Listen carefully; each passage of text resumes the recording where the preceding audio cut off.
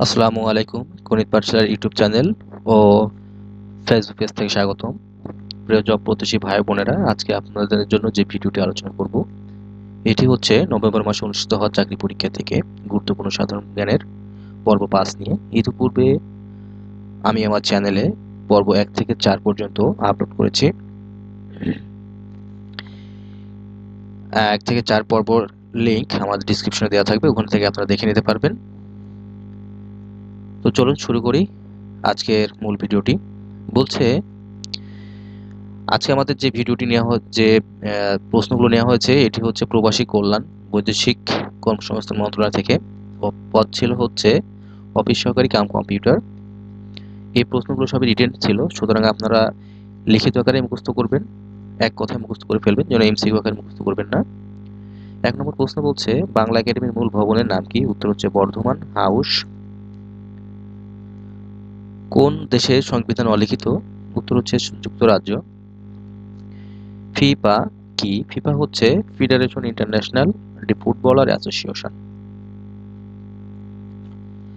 ভাষাভাষীর দিক থেকে বাংলার অবস্থান কত? উত্তর হচ্ছে সপ্তম।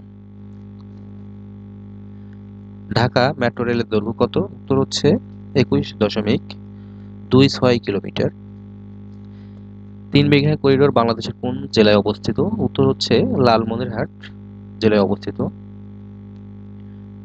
কোন সরকারি স্থাপনাকে জুলাই বিপ্লবের স্মৃতি জাদুঘর করার সিদ্ধান্ত নিয়েছে? উত্তর হচ্ছে গণভবন। বাংলাদেশের জাতীয় পতাকা কবে উত্তোলিত করা হয়? উত্তর হচ্ছে ২রা মার্চ ১৯৭১। ঢাকার পূর্ব নাম কি? ঢাকার পূর্ব নাম হচ্ছে জাহাঙ্গীরনগর। বাংলাদেশ বিমানের প্রতীক কি? বাংলাদেশ বিমানের প্রতীক হচ্ছে বলাকা। দেশের প্রথম মেট্রো রেল উদ্বোধন করা হয় কবে? মেট্রো রেল আপনার দুইটা অংশ ২ তারিখে উদ্বোধন করা হয়। সেই ক্ষেত্রে আপনারা দুইটা অংশের দুইটা ডেটই আপনারা লিখবেন। প্রথম অংশ হচ্ছে ২৮ ডিসেম্বর ২০২২ আর দ্বিতীয় অংশ হচ্ছে ৪ নভেম্বর ২০২৩। সার্কের বর্তমান চেয়ারপারসন কে? উত্তর হচ্ছে এছালারওয়ান ওয়েরাকুন। একক দেশ হিসেবে বস্ত্র রপ্তানিতে শীর্ষ দেশ কি? চীন। আর দ্বিতীয় হচ্ছে বাংলাদেশ। বাংলাদেশের কোন বিভাগের সব জেলা সীমান্তবর্তী? উত্তর হচ্ছে সিলেট ও ময়মনসিংহ জেলার বিভাগের সবগুলো জেলাই সীমান্তবর্তী।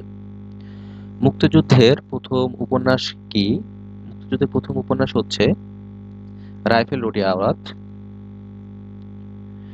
বাংলাদেশের বাইরে প্রথম শহীদ মিনার নির্মিত হয় লন্ডন যুক্তরাজ্যে। ম্যাডোনা ৪৩ এর শিল্পীকে?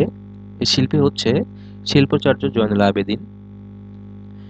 ৬৯ এর গণ অভ্যুত্থানের প্রত্যক্ষ ফলাফল কি? প্রত্যক্ষ ফলাফল হচ্ছে আগরতলা ষড়যন্ত্র মামলা প্রত্যাহার। অসমাপ্ত আত্মজীবনী নিয়ে পূর্ণদৈর্ঘ্য চলচ্চিত্র কি? উত্তর হচ্ছে চিরঞ্জীব মুজিব। এমটিবিএফ এর পূর্ণরূপ কি?